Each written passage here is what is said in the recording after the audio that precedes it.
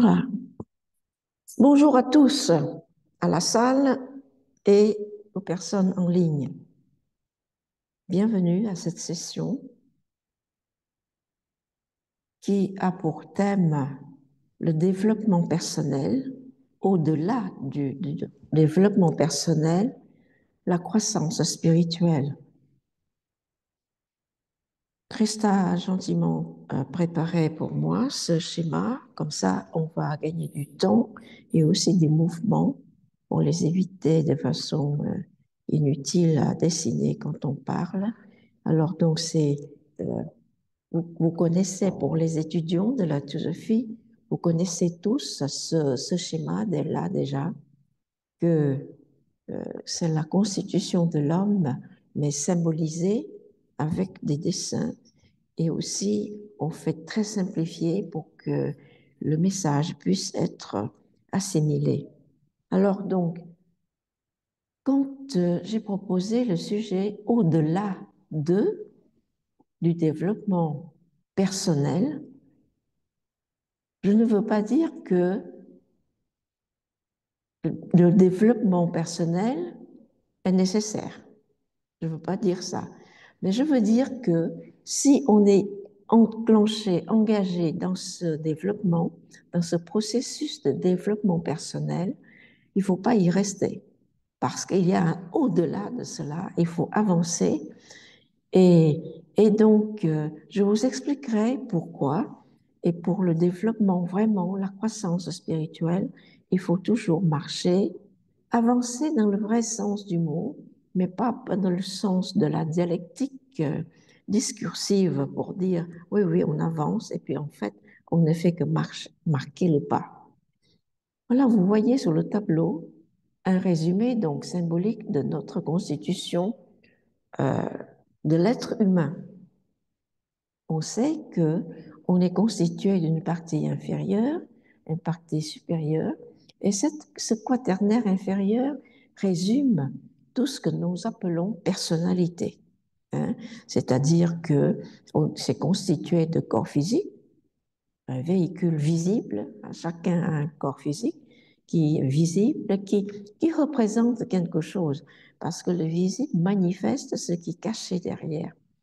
Et donc, ce complexe quaternaire qui, d'abord, le corps physique, sur le tableau, là, on a utilisé la terminologie de Madame Blavatsky telle que c'est apparu dans la clé de la théosophie. C'est Stula Sharira, c'est le corps physique, les véhicules physiques.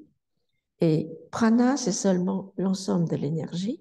On dispose de l'énergie pour faire des choses, penser, parler, agir. Et kama, c'est le principe de désir. Hein.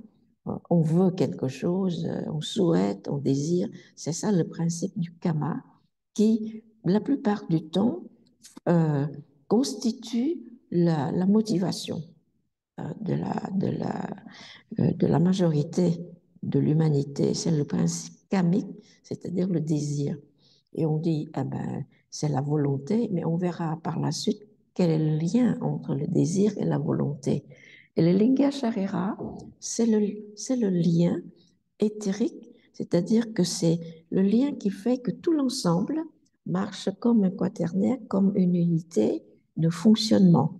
Mais à vrai dire, on ne peut pas traduire tout cela par une terminologie simplifiée comme le corps physique, le corps éthérique, le corps astral, le corps mental. Ça, c'est pour simplifier. Parce que le mot corps, déjà, c'est un mot inapproprié. Un corps, il faut un corps solidifié. En général, on utilise de préférence le mot véhicule. Véhicule, c'est-à-dire, c'est un, c'est euh, un moyen pour, euh, pour exprimer, pour agir, etc. C'est un instrument qui transporte, qui donne un moyen d'agir, un mot véhicule. Hein, comme on dit, le véhicule, nous, on a une voiture, on est véhiculé. Hein. Et donc, au niveau un peu plus supérieur, on est tous véhiculés avec notre corps physique. Hein. Alors donc, l'ensemble de cela, c'est le quaternaire inférieur qui définit notre personnalité. Et pourquoi est-ce que je m'intéresse? Et parce que je pense que c'est l'époque qui intéresserait une partie de l'humanité avant d'attaquer la partie supérieure qui est la triade supérieure. Je dis que l'ensemble de l'humanité marche avec ce quaternaire inférieur. C'est, on, on- chacun a une personnalité très bien et souvent, je dirais 90% de l'humanité, même plus, aimerait bien se développer pour avoir une meilleure personnalité. Et c'est légitime, il n'y a rien de mauvais. Euh, c'est c'est plutôt, c'est plutôt bon signe qu'on cherche à se développer et s'améliorer. Hein, c'est pas une faute, c'est pas une erreur, c'est pas non plus euh, euh, quelque chose que l'on réprime, pas du tout. Mais alors, pourquoi est-ce que on reste toujours dans le même domaine? C'est ça notre erreur humaine. On dit on cherche des développement personnel, mais c'est parce que c'est long, premièrement, parce que la personnalité étant formée aussi de matières denses, pour progresser, eh ben, il faut beaucoup d'efforts, beaucoup de volonté, beaucoup de temps. Et à la vitesse très lente euh, avec laquelle on progresse, euh, évidemment, ça, le processus dure très longtemps. Hein, et très très longtemps, et on tourne toujours en rond. C'est pour cela que beaucoup de cas de suivi psychologique ou même de suivi d'analyste, ça dure toujours des années et parfois toute la vie. Hein. Vous connaissez certainement des cas très connus, même célèbres, qui avouent tout à fait publiquement qu'ils sont toujours en analyse depuis 40 ans et ils ne peuvent pas vivre sans ce suivi constamment, c'est-à-dire vivre avec un coach, c'est-à-dire que quelqu'un qui accompagne tout le temps pour expliquer ce qu'on doit dire, on doit faire dans le meilleur des cas. Bon, ici encore, ce n'est pas du tout pour juger, je n'ai pas de jugement, je, je vous présente ce que j'ai pu observer dans le monde dans lequel on vit. Hein. Donc le développement personnel, c'est tout à fait légitime, chacun cherche à s'améliorer ou s'améliorer premièrement tout à fait de façon triviale pour avoir une meilleure position dans la société humaine, parce qu'avec une meilleure personnalité, on a quand même une meilleure position sociale. Mais plus loin que cela, il y a quand même des cas plus nobles qui voudraient seulement s'améliorer pour avoir un environnement meilleur et pour aussi, je dirais, rendre service à l'entourage. Hein, c'est pas seulement pour eux-mêmes, je veux être meilleur seulement, mais meilleur pour avoir aussi meilleures relations, meilleurs rapports avec l'ensemble du monde qui les entoure. Et c'est tout à fait juste, légitime, correct et même honorable. Maintenant, l'être humain n'est pas seulement formé de ce quaternaire inférieur. Vous le savez, si vous étudiez un peu la théosophie, il y a cette partie supérieure qui est la triade, qui constitue vraiment l'identité spirituelle de chacun de nous. Alors, il y a un paradoxe qu'il faut essayer de surpasser, de transcender, au moins, si on ne peut pas comprendre, il faut essayer de transcender, c'est que Atma, la pointe du triangle là, représente le principe universel qui est, je dirais, universel, qui ne peut pas être individuel. On ne peut pas parler de votre Atma et mon Atma et son Atma.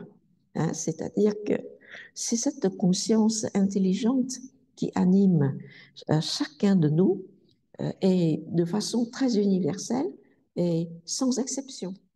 Cela veut dire que à partir de ce principe-là, nous sommes diversifiés et avec Moody, c'est l'intelligence, vous suivez le schéma, avec l'intelligence qui est le principe spirituel euh, accessible à l'humain. Atma, du moment où on arrive à une croissance telle, eh bien, on ne peut plus être séparé des autres. Donc, quand on est identifié à Atma, on n'a plus de personnalité. Il faut le savoir, ça. Et les gens ont très peur de ne plus avoir, moi, je m'appelle un tel, je suis d'une certaine famille, je ne veux pas perdre cela. Mais, mais c'est la position de quelqu'un qui ne veut pas lâcher ce qu'il possède dans une poignée de peur de perdre cela, alors que tout le reste peut se révéler à lui plus que sa poignée, plus que le contenu de sa poignée de main. Donc, il faut apprendre aussi à savoir lâcher pour aller plus loin. Alors, donc, dans cette triade supérieure, vous avez l'Atma qui est universel, individu, unique, qui anime tous. Et maintenant, Bouddhi, c'est le principe universel d'intelligence qui anime aussi et qui permet à chacun, à chaque être sensible, pas seulement les humains, chaque être sensible, d'évoluer spirituellement, pas croître, euh, pas dans le sens de se développer personnellement, parce que la plante, elle croît, elle se développe aussi. Chaque plante, mais elle a une sorte d'identité ou d'entité de groupe qui régente. Hein. Chaque plante, chaque espèce, ainsi va pour les animaux, mais pas pour les humains. Les humains ont ce quaternaire développé tellement que les humains sont maintenant conscients d'eux-mêmes. C'est-à-dire qu'ils peuvent penser en moi, je. Moi, j'ai faim, je vais chercher la nourriture et je suis conscient de ce que je fais. Bon, je dirais une grande partie de l'humanité, pas tous qui est un peu encore à la limite de l'animalité, c'est seulement l'instinct qui régit. Mais je pense que cette partie minoritaire va disparaître à l'avantage ou des bénéfices de la croissance spirituelle par la suite. Donc, les humains sont dotés de cette capacité extraordinaire qui est un tournant dans l'évolution universelle, c'est la conscience, c'est la soi-conscience. L'humain peut penser, moi, et je suis conscient de ce que je vais faire. Quand je cherche la nourriture, je suis consciente que je suis en train de le faire. Un chat et un chien, non. Un tigre, non. C'est tout simplement, ils sont très intelligents aussi, mais cette intelligence qui n'a pas encore atteint cette intelligence bouddhique de l'humain. Il y a une petite parcelle de bouddhi qui anime, parce que sinon, ils ne peuvent pas avoir une stratégie pour capturer leur proie. C'est aussi ça, c'est l'ensemble. Hein. Donc, donc, pour l'humain, en général, donc, à cause de ce principe de soi-conscience, l'humain normal, dans son développement, arrive à un point où il souhaite d'être meilleur, normal, hein, meilleur à l'intérieur, meilleur à l'extérieur, mais meilleur aussi dans le sens de la bonté. Il va être meilleur, pas seulement être plus riche. Hein. Il y a des gens qui luttent toute leur vie pour ça. Ben, il y a des gens qui ont besoin du nécessaire pour vivre, ce qui est légitime. Mais il y a des gens qui sont déjà assez riches et ils veulent encore plus riches. Bon, c'est leur problème. Je constate seulement sans juger. Mais alors, ça continue comme ça jusqu'à quand? On va, on va mourir, on va se réincarner et le cirque et le manège recommencent si on n'arrive pas à trouver une porte de sortie. Et évidemment, toute cette répétition d'habitudes, etc., les habitudes dont j'ai vraiment beaucoup d'occasions pour vous en parler, le problème d'habitude, c'est de se surveiller pour voir est-ce que c'est bon ou c'est pas bon. Parce que si j'ai l'habitude de me brosser les dents matin et soir, c'est une bonne habitude. Je ne veux pas dire, ben non, c'est l'habitude. je vais l'éliminer. Hein. J'ai l'habitude aussi, par exemple, de me surveiller en mangeant, de ne pas manger trop, de ne pas manger trop gras, etc. C'est une habitude, mais il faut les garder puisque c'est des bonnes habitudes. Maintenant, des habitudes qui sont moins bonnes et franchement mauvaises. Et parfois, certaines habitudes sont carrément pathologiques et toxiques. Donc, il faut apprendre pas à pas à avoir cette intelligence-là pour dire ça, c'est pas bon et j'applique ma volonté pour éliminer ces habitudes toxiques, mauvaises, pathologiques. Tout le monde en a, n'est-ce pas? Par exemple, un enfant que vous élevez avec beaucoup de sucreries, ben, arrive un moment où il réclame tout cela seulement parce que le sucre est interprété par notre cerveau physique comme une sorte de récompense, suite à une réaction, une chaîne de chimie qui fait qu'on est satisfait. Et en fait, toute la chaîne de l'habitude, comme je l'ai dit récemment dans un autre contexte, c'est désir, accomplissement du désir, plaisir. Vous mettez n'importe quoi comme élément dans ce circuit hein, à trois tripartites là, vous mettez du sucre, vous mettez du poivre, vous mettez du piment et vous mettez autre chose de plus toxique, le tabac, vous mettez euh, donc beaucoup de nourriture toxique, c'est pareil. Mais de la drogue, ça continue ce circuit tripartite, désir, accomplissement, plaisir. Vous remplacez quelque chose à l'origine, ce circuit tripartite-là, vous aurez, à force de répéter, vous vous installez une autre euh, habitude qui remplace l'habitude pathologique ou toxique. C'est aussi simple que cela. Je pense que ça peut aider beaucoup des gens qui veulent changer de régime pour être vivre de façon plus saine, mais pas seulement de façon plus saine, à un niveau aussi moral, éthique, il y a un sens. Alors donc, le circuit des habitudes, il n'y a que l'humain qui peut le faire. Les animaux ne peuvent pas, parce qu'ils ne peuvent pas se voir. Donc, on ne peut pas se changer. Hein? Et les animaux, c'est vous qui devez intervenir. Bon, maintenant, je te donne plus ça, parce que ça te fait du mal. Il y a des animaux qui sont obèses, vous savez. Il y a des chats qui n'arrivent plus à marcher parce qu'ils aiment déjà, il y a un fond, déjà, un, je dirais, un point de départ qui n'est pas très, très beau. Et puis, bon, ils mangent des choses bon, alors, qui ne correspondent pas pour les guérir, c'est plutôt pour les enfoncer dans leurs mauvaises habitudes. Et en fait, euh, nous aussi, nous avons ces habitudes-là, mais heureusement, nous sommes au courant, parce que quand on cède, chaque fois, on dit, ah ben, il faut me surveiller un peu plus.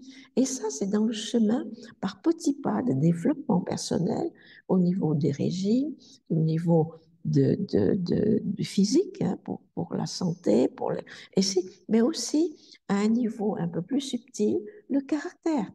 Il y a des gens qui sont invivables pour l'entourage. Et normalement, ils sont conscients, mais par des habitudes pathologiques, ils ne veulent pas se réformer. Mais je suis comme ça, vous m'acceptez ou vous partez. Eh bien, en général, on part si on a encore un peu d'intelligence. Alors sinon, il y a beaucoup de victimes dans ce sens-là, des gens sous influence, hein, qui suivent un circuit pathologique installé par des personnes toxiques. Alors, dans le développement personnel, part de ça, des petites choses. Il faut constamment regarder pour voir à quel point on ne participe pas à des circuits, je dirais, malsains. Parce que ce n'est pas l'autre qui est fautif, une relation demande deux personnes, au moins. Sinon, il n'y a pas de relation. Sinon, c'est le dialogue avec soi-même.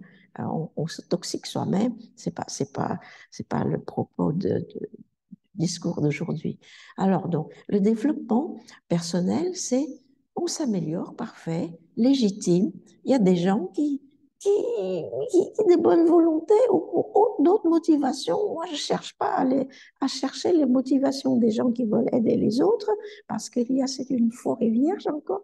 Il faut beaucoup de lumière, de l'intégrité et d'honnêteté pour comprendre.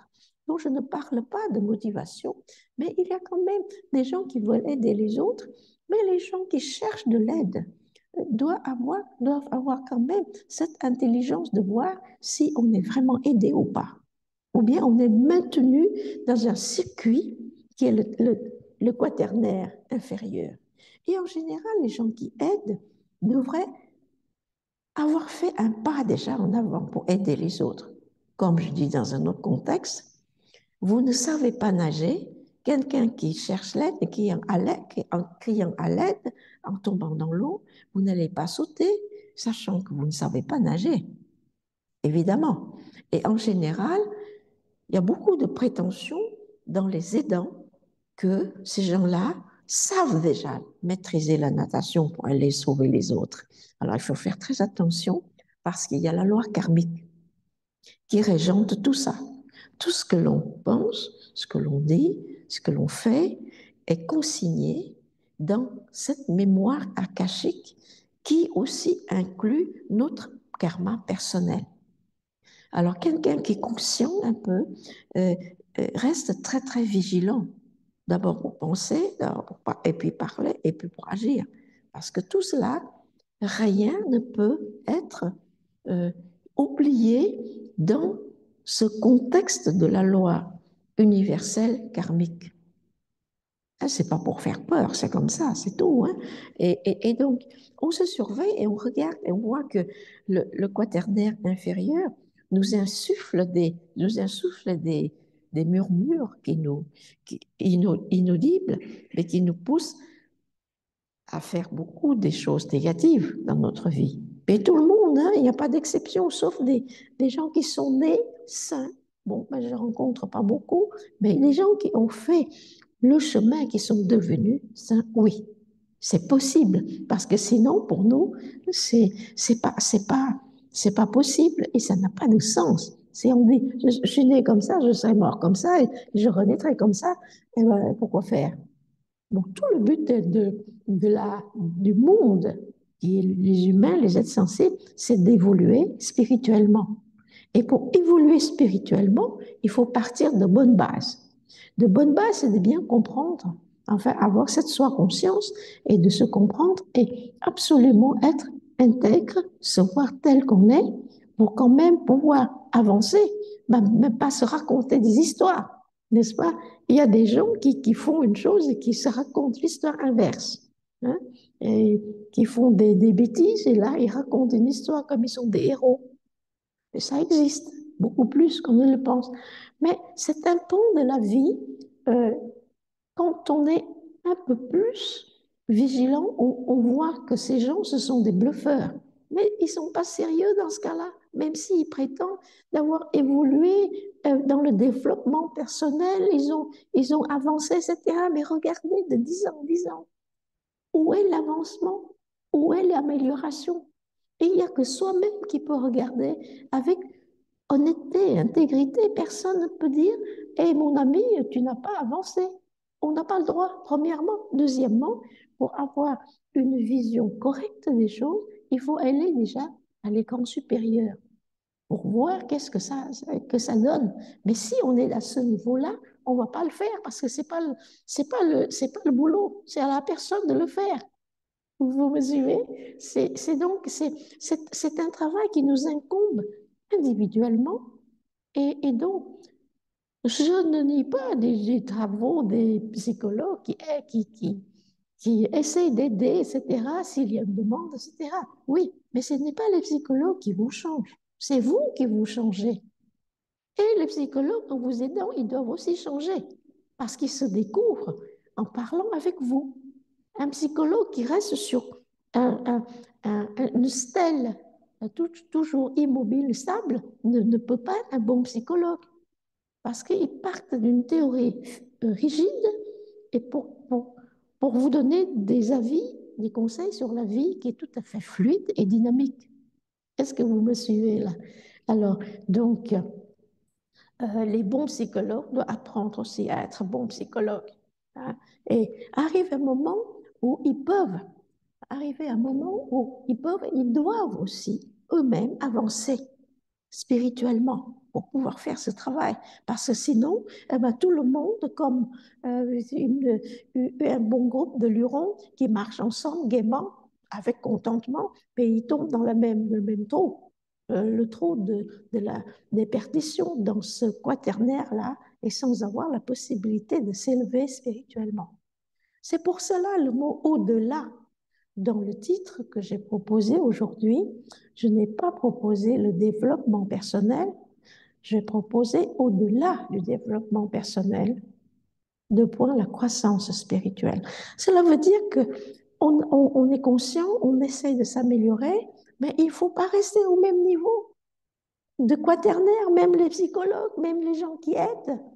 Aidons et aider, il faut avancer ensemble. Mais avancer ensemble, ça veut dire qu'il faut oser se transformer, mais ne pas être toujours au même niveau pour dire, moi, je vous donne des conseils comme ça, vous n'avez qu'à les suivre et puis vous allez vivre mieux. Mais c'est là, c'est du pipeau. C'est du pipeau à ce niveau d'efficacité. Mais au niveau, euh, bon, un autre niveau, peut-être que ça arrange les aidants et puis ça n'arrange pas du tout les aider, ou bien ça arrange les deux parce qu'ils parlent le même langage, qu'ils n'arrivent pas à atteindre un peu la réalité des faits. Mais tout le monde s'accompagne dans une sorte de rêve mutuel. Est-ce que vous me suivez? C'est-à-dire qu'on se conforte, on se congratule, et puis c'est quoi? Les faits, c'est quoi? Est-ce que à quelqu'un qui est complètement, je dirais, radin, et puis il vient et puis il voit pas sa radinerie et qui se croit très, très généreux, hein, et le psychologue, pour ne pas le bloquer, pour dire je vais vous aider, etc., mais ne dit pas, mais dans quelque part, il rentre à la vérité des faits. Pourquoi? Tout simplement parce que l'aidant veut garder son image aussi, gratifiant. Donc, il faut une extrême honnêteté pour faire ce travail, intégrité. Et au-delà de cela, l'aidant doit avoir cette obligation morale de croître spirituellement pour pouvoir avancer et aider l'autre à avancer spirituellement. C'est-à-dire se rapprocher de plus en plus pour que Bodhi Manas, c'est-à-dire l'intelligence universelle et le mental universel, illumine plus tout le quaternaire inférieur pour que la personnalité, cette partie-là, se rende à cette réalité que cette personnalité n'a pas de valeur si on regarde le triangle supérieur et qu'il y a quelque chose de plus valable, d'une valeur qu'on ne peut pas estimer, que la personnalité ne peut pas estimer, ça dépasse. C'est pour ça qu'il fait aller au-delà de cela, pour pouvoir croître spirituellement. Alors, tout ceci, c'est une partie de volonté vraie. Et la volonté vient de cette Atma Buddhi, Manas, toujours cette triade supérieure.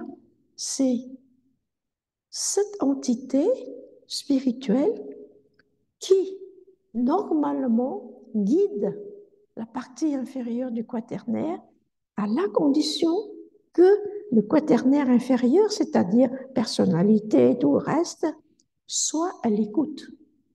Si cette partie inférieure rejette systématiquement, ben c'est un dialogue de sourds. L'autre peut parler toujours. Hein, le murmure, ce serait un murmure dans le désert. Et c'est ce qui explique que l'aide est donnée à tous, mais que tous ne peuvent pas recevoir, ne peuvent pas recevoir l'aide de la même façon. Comme le soleil qui brille pour l'homme bon, aussi pour le criminel, pour l'homme ordinaire, pour l'homme noble, mais en fait, ce soleil spirituel peut seulement être profité par celui qui est le plus proche, c'est-à-dire celui qui a déjà un petit grain de spiritualité développé, celui-là, il peut entendre l'appel, la voix spirituelle.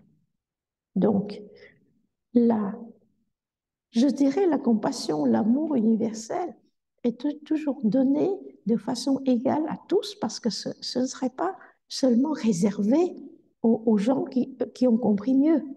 Ce n'est pas des entités spirituelles qui réservent, mais c'est la condition créée par le receveur, le réceptacle, qui détermine la quantité et la qualité de la chose reçue. Alors tout cela, c'est de notre responsabilité. On ne peut pas dire, mais je ne suis pas aidé. Si, vous êtes toujours aidé. Mais rentre cette notion de mérite, quand on dit de mérite, c'est-à-dire est-ce que et tout cela, on prépare pour pouvoir recevoir? Ou bien, quand ça arrive, on balaye d'un geste de main, c'est-à-dire que mentalement, on dit, ben non, non, non, j'ai autre chose à faire. Ou bien, à la limite, ça n'a même pas cette énergie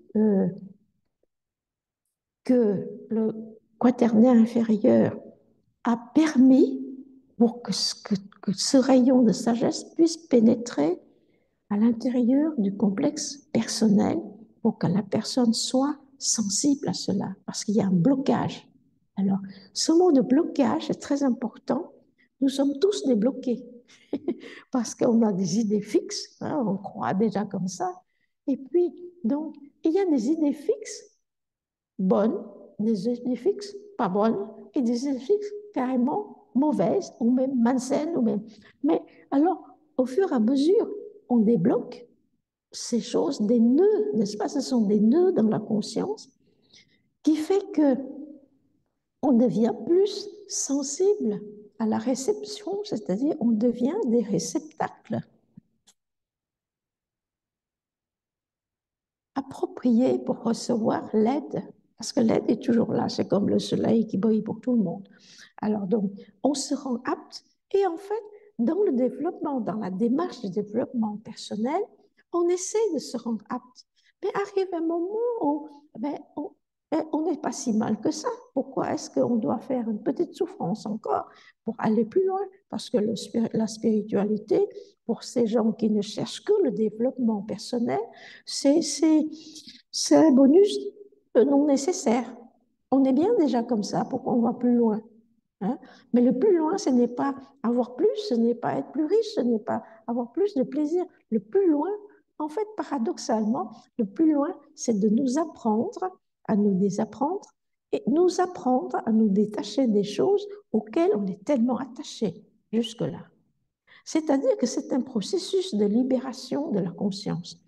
Autant du moment où on cherche le développement personnel, ben oui, on se développe personnellement, la personnalité s'attache. Vous ne, vous ne pouvez pas avoir une personnalité qui est complètement détachée, parce que c'est sa nature. Pourquoi? Parce qu'elle est liée à cet élément de karma qui est l'élément du désir. Le désir, du moment où dans le circuit, là, je vous ai expliqué, la tripartite attache toujours par ses conséquences.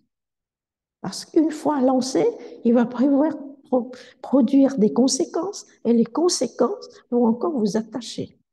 Alors, donc, dans ce développement personnel, on ne lâche rien, mais on veut construire, bâtir quelque chose de mieux. Je vous ai dit, c'est légitime, il n'y a pas de faute, c'est pas un péché, non, non. Mais le péché, c'est de toujours tourner en rond dans ce quaternaire jusqu'à la fin de notre vie. Et on est très satisfait du développement personnel en disant oui, mais c'est très bien le développement personnel. Vous pouvez être plus riche, vous pouvez être plus futé dans la vie, plus débrouillard, plus que tout ce que vous voulez avec le développement personnel. Et vous dites à la fin, vous dites, mais c'est pas si mal. Qu'est-ce qu'il y a plus encore à apprendre? Mais non, justement, les deux points qui amènent à la croissance spirituelle, il ne s'agit plus de prendre, il ne s'agit plus de prendre. Tout le développement personnel, c'est prendre un tout petit peu donné, parce qu'après Après tout, si on n'est pas trop mauvais, on a une bonne éducation, il faut bien donner aux gens nécessiteux, tout ça. Mais tout cela arrive à un moment où on a accompli tout le cycle de développement personnel. Ce n'est plus suffisant. Ce n'est pas je prends un peu, je donne un peu. Non, il y a autre chose encore. Et cette autre chose encore, on ne peut pas, on ne peut pas avoir les deux à la fois. Il faut larguer quelque chose. C'est-à-dire que entre le développement personnel et la croissance spirituelle, il faut faire un pas en avant pour changer de rythme, changer de véhicule de recherche. Vous imaginez que quelqu'un qui a ramé pendant tout le développement personnel, il rame, arrive un moment où il arrive sur la rive du fleuve. Il arrive quand même quelque part, hein. Et puis on lui dit maintenant, il faut maintenant marcher un peu, et puis monter gravir la montagne. Parce qu'en fait, le symbole, c'est cela. Le symbole, c'est que vous traversez l'eau avec toutes les émotions, les tempêtes, tout ce que vous voulez, les vicissitudes de la vie matérielle, du quaternaire. Vous arrivez à quelque chose, à réaliser que, oh, ben oui, ben j'ai fait des choses, j'ai fait beaucoup de choses, mais bon, qu'est-ce qui va se passer? Alors on lui dit, maintenant, tu vas gravir la montagne, hein. Alors, par habitude, il porte son bateau sur le dos. Après tout, on peut avoir besoin sur le dos. Mais les bateaux, des fois, c'est pas léger comme les dragars des Vikings. Des fois, c'est lourd quand même. Et il porte ça. Et on lui dit, mais en montagne, tu n'as pas besoin de bateau. Ah ben non, mais c'est mon bateau. Avec tout ce que j'ai réalisé avec le développement personnel. Est-ce que j'oserais le larguer pour marcher, gravir la montagne? Ou je dis, ben non, je suis très bien là. Je vis sur la plage. Je garde quand même mon bateau dans le chaos. Et beaucoup de gens vivent dans le chaos. Alors, le chaos. Je pense que la dernière fois, j'ai donné un exemple, je ne sais pas si c'est dans un contexte d'un cours ou d'un autre. Je dis, mais le développement personnel, c'est comme si vous apprenez à gravir une échelle.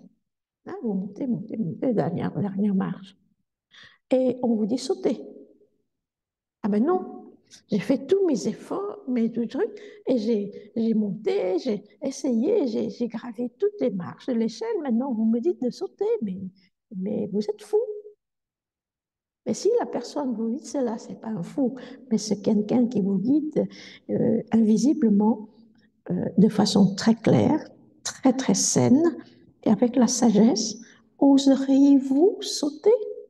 Ou vous dites non, je reste au bout, mais vous ne pouvez pas, parce que les autres, que vous montez, vous montez, je dis voilà, tu sautes ou tu sautes pas. Eh bien, vous serez viré de l'échelle.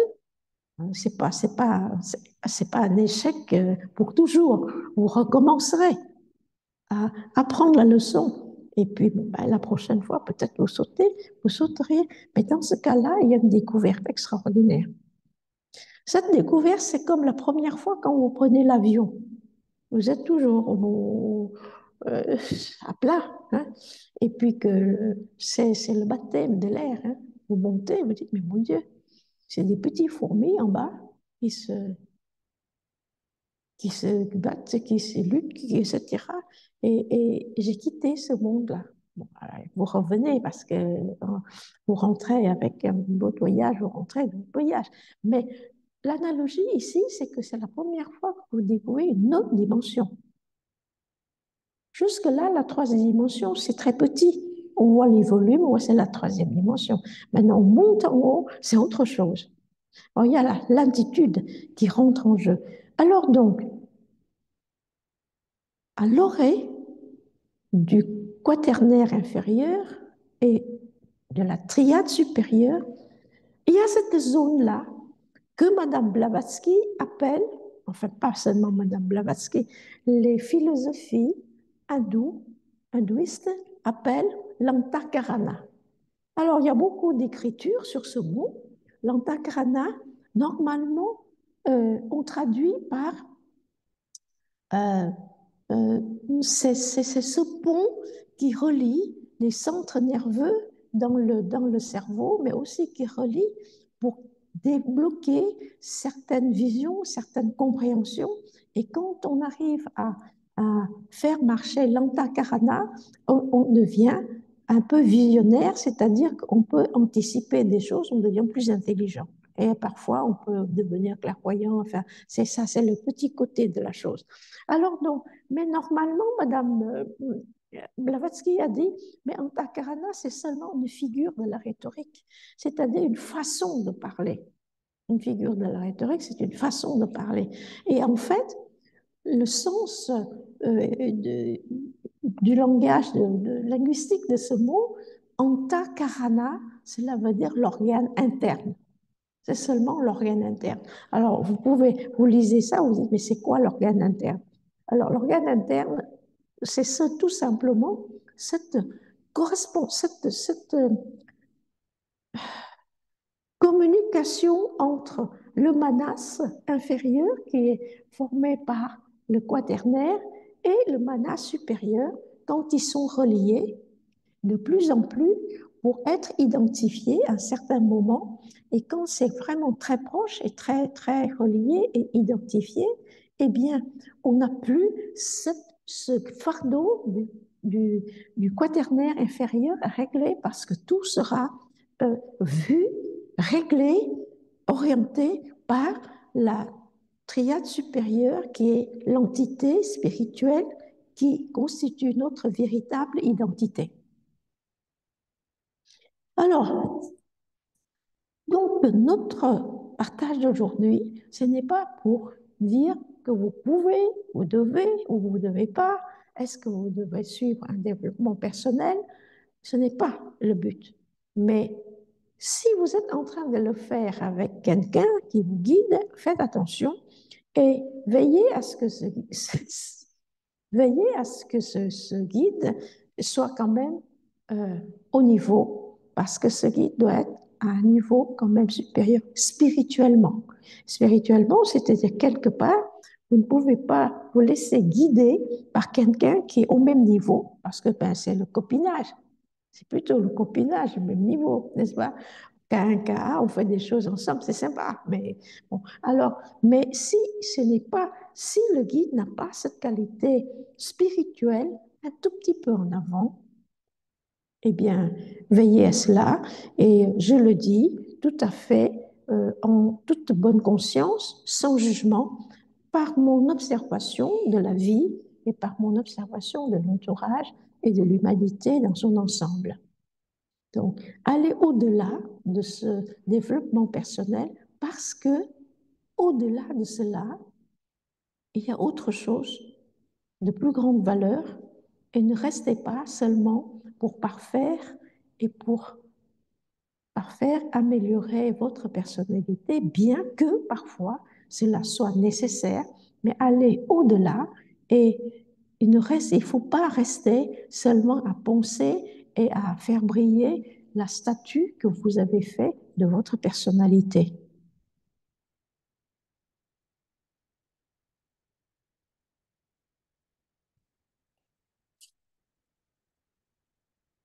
Je m'arrête ici pour laisser place aux questions s'il y en a.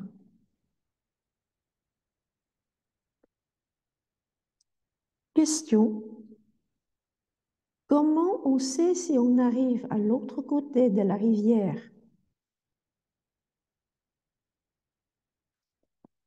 Comment sait-on? Bien, la personne, le questionnaire fait certainement mention de ce que je parlais comme au niveau allégorique, qu'on a passé cette zone-là et puis qu'on lâche, on est en train de larguer le bateau, mais on hésite de larguer le bateau. Alors, elle demande maintenant comment on sait qu'on a déjà arrivé à l'autre côté de la rivière. Quelqu'un veut-il essayer de répondre dans le sujet? Sinon,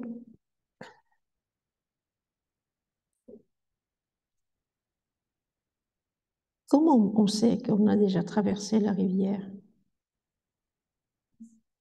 a déjà développé la personnalité et on va aller. Oui, mais justement, la question, c'est comment sait-on qu'on a déjà développé la personnalité? Au lieu de dire personnalité, elle utilise le mot hier.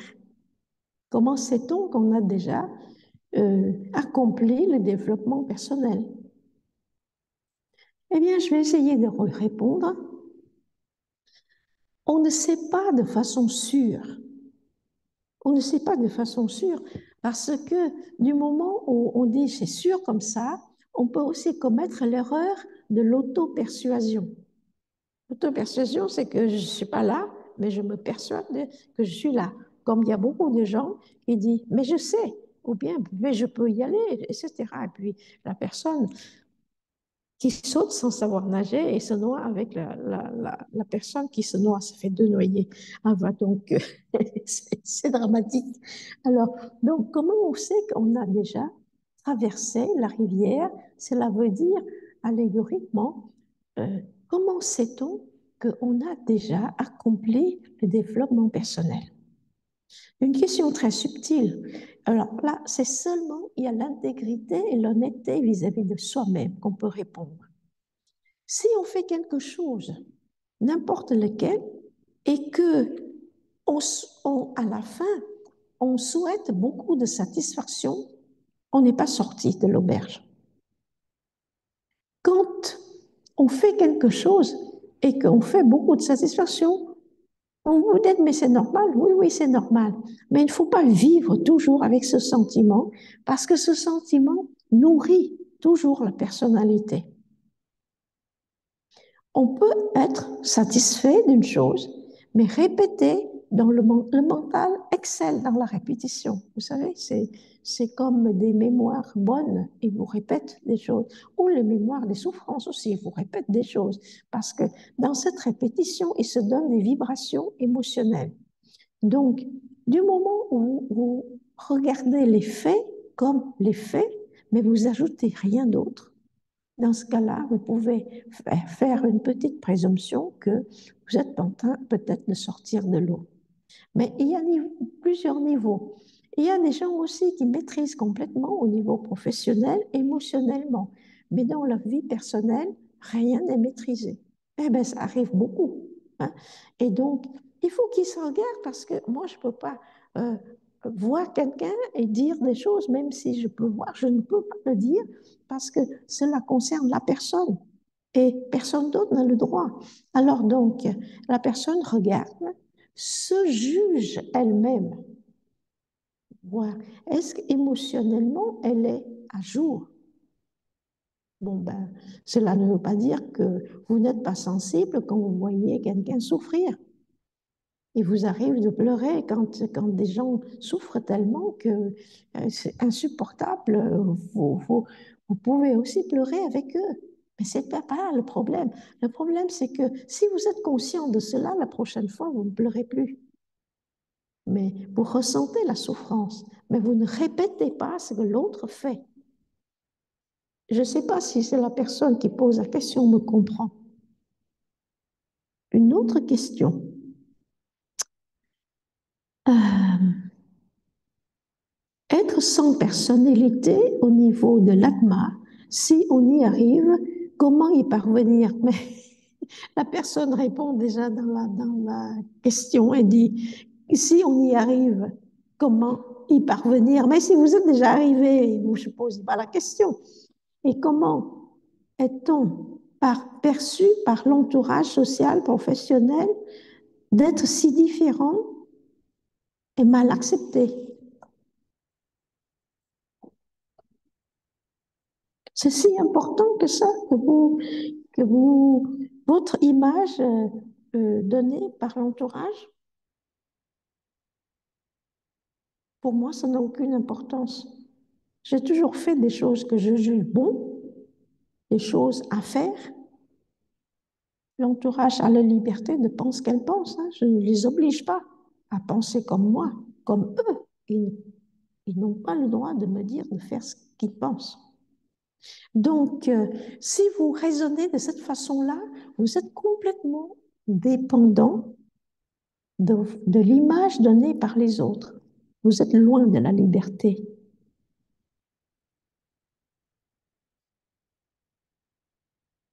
Il faut savoir ce que vous voulez d'abord dans la vie. Est-ce que vous voulez être considéré? Dans ce cas-là, vous êtes complètement dans le quaternaire inférieur. C'est légitime. Il n'y a pas de péché, je vous dis. Mais il ne faut pas rester longtemps et toute la vie, quoi. C'est tout. Bon, maintenant, si vous dites, mais si vous êtes tellement changé, transformé, ce que pensent les autres, mais que importe que changent les autres, on s'en fiche. Mais si vous ne vous en fichez pas, ben, vous ne changez pas, vous gardez tel que ce que les autres souhaitent que vous soyez. Et puis, selon le groupe, selon le truc, vous allez transformer pour être le clown. Voilà, le clown de l'ensemble. Vous ne serez jamais vous-même, cher ami. Voilà. Pardon d'être si brusque et direct, mais j'espère que vous m'avez comprise. Une autre question. Je suis novice.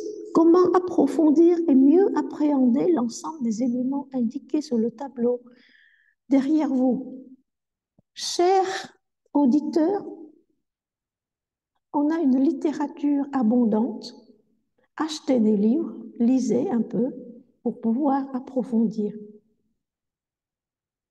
Si vous venez pour la première fois, c'est normal que vous ne preniez pas grand-chose, comprenez pas grand-chose. Mais ceux qui ont déjà certainement lu au moins 3 livres sur l'enseignement théosophique, ils auraient compris quelque chose. Alors, je vous invite très, très chaleureusement à aller acheter des livres, des éditions Aguiar sur l'enseignement théosophique, mais pas n'importe quoi. Ce pas des gens qui supputent sur des choses, mais, mais ce sont des livres basés sur l'enseignement de base.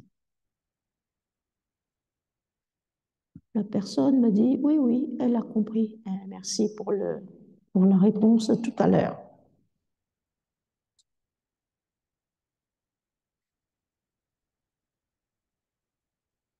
Oui, la personne a aussi donné un commentaire. Elle dit, les petits cours peuvent aider aussi. Merci beaucoup de votre commentaire, mais l'auditeur, il n'est pas membre, donc il ne peut pas accéder aux cours. Seulement les membres reçoivent des cours pendant 3 ans, des cours de sorte qu'il y ait une base de connaissances pour continuer soi-même à développer la compréhension de l'enseignement. Mais merci d'avoir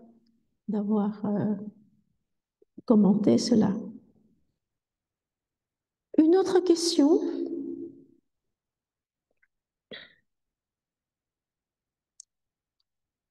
Se surveiller pour progresser, oui, pour nos habitudes. Notre subconscient, mais aussi les élémentaux, comment cela se passe avec des élémentaux? On peut s'adresser à eux pour bloquer nos erreurs. D'abord, dans la littérature théosophique, on ne dit pas les élémentaux, on dit élémental avec ALS. Parce que, et en fait, c'est une personnification seulement des forces inintelligentes. Ils sont là pour obéir, ils sont là pour obéir à ceux qui savent les commander, et ils sont aussi tout simplement l'ensemble des habitudes que vous avez construites pour vous-même. Voilà, les élémentales. Donc, à votre question, se surveiller pour progresser, oui, pour nos habitudes, eh bien c'est ça. C'est les élémentales qui construisent vos habitudes. Maintenant, il faut être tout à fait maître de vos habitudes. C'est une façon d'apprendre à être maître aussi des élémentales.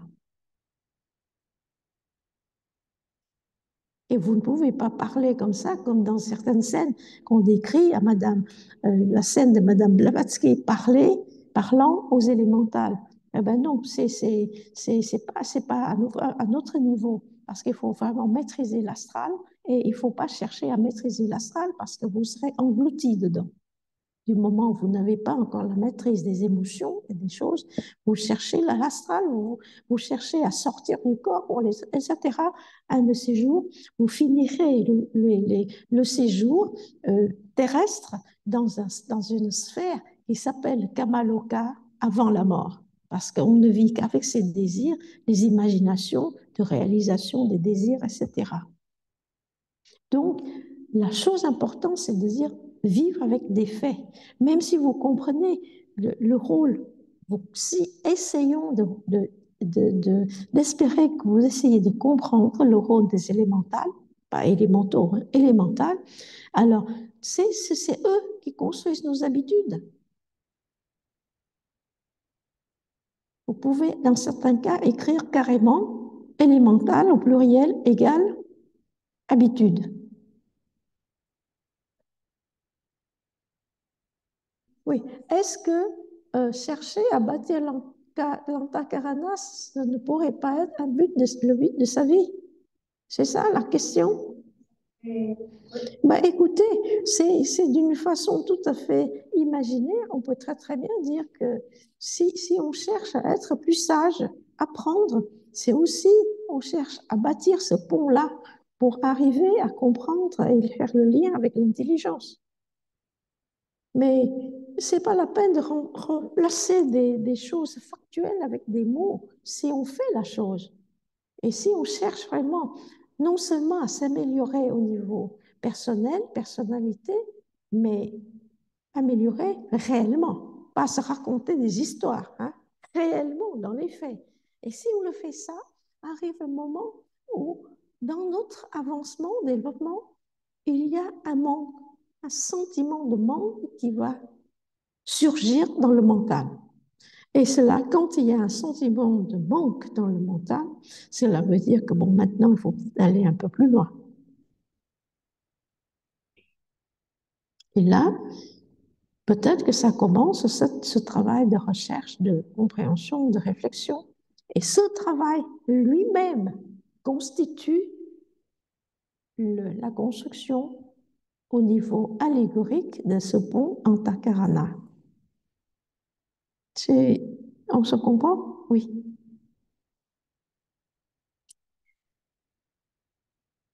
Alors, question. Arriver au niveau de l'Atma, c'est d'être un saint? Excusez-moi, mais je disais tout à l'heure que l'Atma, c'est l'universel. Arriver à l'Atma, vous n'êtes plus rien. Vous êtes identifié à l'Atma. Et bien heureux, celui qui arrive à ce niveau-là parce qu'il n'a plus de problème de régler la personnalité, l'individualité.